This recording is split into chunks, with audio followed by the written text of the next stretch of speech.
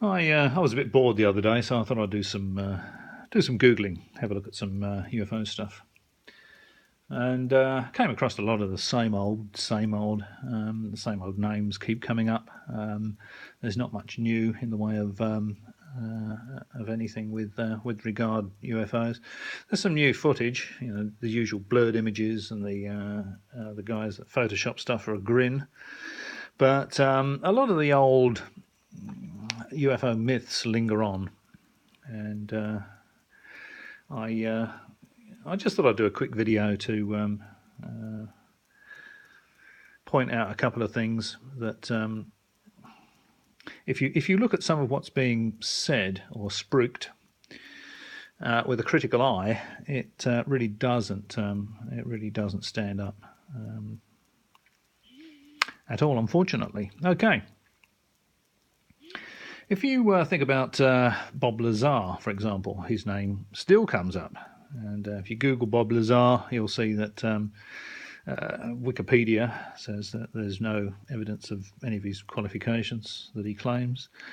Some people, independent researchers, have actually looked into it. He says he had a bachelor's degree and a master's degree. I don't think he ever claimed a PhD. Don't know why, really. I mean, if you're going to fabricate some qualifications, you might as well go for the top, mightn't you? And researchers have looked at it and they've said that they can't find any evidence whatsoever of Bob Lazar ever attending MIT or Caltech. He doesn't appear in any of the yearbooks. He couldn't name any of his lecturers. The only lecturer he could name was apparently one at a sort of trade technical college. So I don't think Bob Lazar worked at Area 51, reverse engineering UFOs. I think there might be some evidence that he actually did work for a contracting company that was involved with Area 51 very briefly. And I think he was a security technician or something like that. I think someone got hold of his tax return, and it was certainly not the sort of money you'd be paying physicists. Now, it occurred to me that, Bob would have to do, really. He doesn't speak about UFOs anymore, perhaps not surprisingly. But all he would have to do is say, look, the researchers can't... Well, basically what he's saying is that the researchers can't find any of this information about his claimed academic record because the government's erased it. Tad convenient, Bob. But all he would have to do is say, okay, right, here is my original bachelor's certificate, and you can see who signed it off. Here's my bachelor's thesis, my bachelor's project, and who signed it off. Here's my master's, my original master's certificate. And you can see who signed that off. And here is my master's thesis. And you can see the names of the guys that have signed off on that. But, of course, it doesn't happen. It's very hard to do that sort of thing when they don't exist, in my opinion. And I think in the opinion of many, if you take a close look at Bob Lazar, his story falls apart very rapidly. It's a shame because it'd be nice to think that there was something going on. There is something to all this. I've certainly never seen anything that I would consider engineering that's been inspired or reverse engineered from alien spacecraft. I think people that suggest that this piece of equipment or that piece of equipment either just want to believe it for some reason, or that they don't have a great deal of faith in the ingenuity of mankind. Because we're not bad, some of us are. Well, probably some of them are pretty bright. The human race. There's some guys out there, very, very smart cookies indeed, and they can come up with really amazing discoveries, technologies. I think I might have touched on. There was a book written by Philip Corso, and who's an American colonel. I think he's dead now, Corso.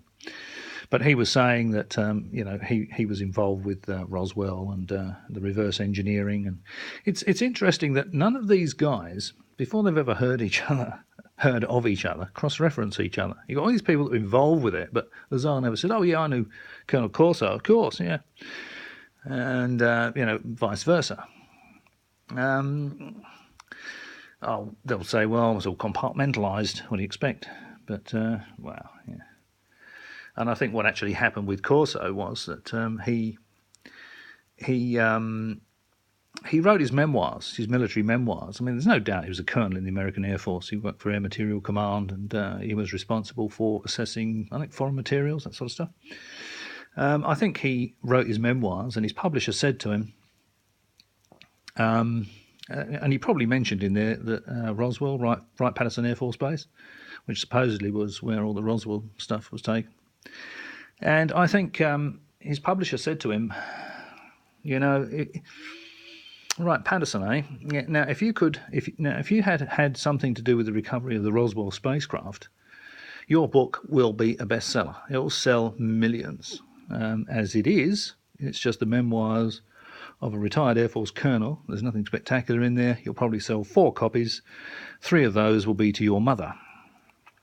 And I think that what Corso then did was let his imagination run away with him and come up with all this stuff about being involved with recovered aliens and reverse engineering alien technology and seeding that technology into terrestrial industry. I think it's nonsense, quite frankly. I think I mentioned on a previous video that he was talking about fibre optics and being these hollow tubes. Fibre optic cables aren't hollow. There was a number of things. I should have actually just had a quick flick through the book again and made some notes, but I thought, no, this guy's just this is just nonsense. I'm still recording. Oh, it appears so. So, Bob Lazar, no. Colonel Corso, no. Stephen Greer, excuse me, was a medical doctor, or is a medical doctor. And he was saying about, and he enthusiastically spruiks all this stuff as though he genuinely believes it. Now, I don't believe that he believes it. I know medical people aren't as smart as they like to think they are. He may be thinking that, I'm getting an awful lot of people to swallow this. I'll just see how far I can push it, see how much money I can squeeze out of it.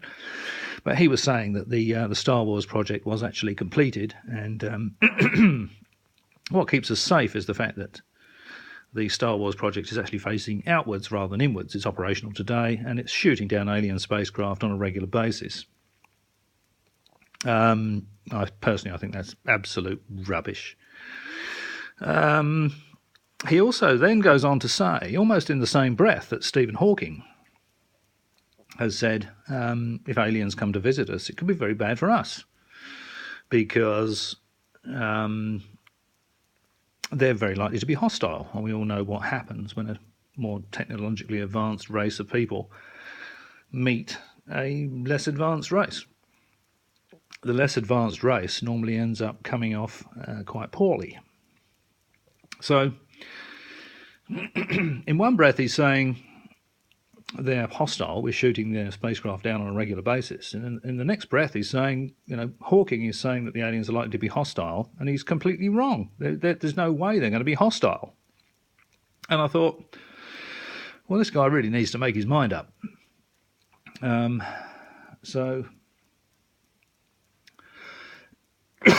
Excuse me, blimey. I think it's pretty safe to put a line through Stephen Greer as well. So just everything he says really is just absolute rubbish. And then we have I did actually write a list down, but I haven't got the piece of paper. But there was that other guy who said that he came across some aliens in a cavern and they shot at him and they shot his fingers off, and he's generally regarded as being a fraud or a crank. Personally, I don't think if we had any aliens here, I don't think we'd be able to keep them against their will. because they would belong to a race that would have, or a species that would have technology beyond our imagination. If they can fly here, they can certainly rescue some of their colleagues. I certainly don't believe there'd be any gunplay between aliens and us. There'd be much easier ways of getting their people back and getting rid of us if that's what they wanted to do. There wouldn't be guns, shooting guns and all this sort of stuff. And I think someone looked into this fella's background, and he used to play around with explosives, and that was how he actually blew some of his fingers off, and then he made up this cock and bull yarn about fighting aliens in a cave or something at Area 51. Absolute twaddle. It's a great shame. It would be nice if there was something to all this alien stuff. Stanton Freidman is another guy that he leaves some gaping chasms in what he writes about Roswell. He leaves out the dates, for example. The story goes that on the 7th of July, I think 1947, there was a very violent storm. There was a loud bang. And the following day, when the sun came up, some people went out and looked in the field, and there was an alien spacecraft, all debris all across the field. And that's not actually what happened. The fellow that found the Roswell debris, a guy called Max Brazel, found it on June the 14th, all this debris in his field. So that was 3 weeks before the violent storm. And it was so unimpressive that he didn't even bother examining it closely for 3 weeks. So he saw it there, and what he found, he described as bits of tin foil, scotch tape, bits of rubber. And the whole lot, I think, he said, they collected it all up, and the whole lot weighed about 8 pounds, something like that. So I think what he found was obviously a mogul balloon string. As the information has come to light over the years, that there was these sort of experimental balloon strings that were being released just up the road from Roswell. They're about 650 feet long. A series of balloons with electronic packages on them. So, what's more likely? That Brazel found in his field mogul balloon string or an alien spacecraft? Yeah. What is it the Americans say? You do the math. So, yeah, I think you can put a line through anything Freidman says as well. I think it's just, again, it'd be nice if there was something to it, but, with the slightest bit of critical analysis, it all falls in a steaming pile. What else was there? I might do another video on sort of individual cases, but what was I thinking about? I was thinking about, the Rendlesham Forest incident. That's quite a good one. I might do a separate video on that one. And there was the Welsh one as well, the British Roswell. The Welsh Roswell. There's the British Roswell, and of course there's Roswell.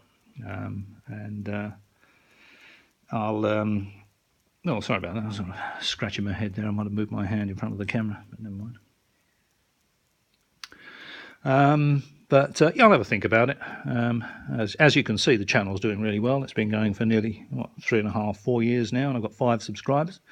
So it's really worthwhile me doing these videos, even with that excellent footage I had of that that alien spacecraft that had the rough landing in the paddock over the back of the house there. All right. Well, is there anything else I can say? David Icke, I think I've done a video on David Icke already, just not worth consideration. David Icke is, just put a line through David Icke, forget about it, it's just nonsense. Who else is there? I think they're the most famous ones. There was another one that was talking about the tall whites as well. There was 57 varieties of alien, he said, who were visiting the planet. And I think he was probably eating a can of baked beans at the time, I suspect, when he made those comments about the tall whites. And again, it just makes no sense whatsoever. Billy Meyer. Well, who's going to cross the galaxy to talk to a one-armed woodcutter? Lives in a hut on the top of a mountain. It's just ridiculous. And apparently someone bought Billy Meyer's house, and when Billy Meyer moved out, they moved their stuff in. They went up in the loft or out in the barn or something, and they found a couple of the UFO models that he'd actually used for his photography. It's all quite funny stuff, really. Okay, well, but it's interesting nevertheless, and I really would like to see some convincing evidence that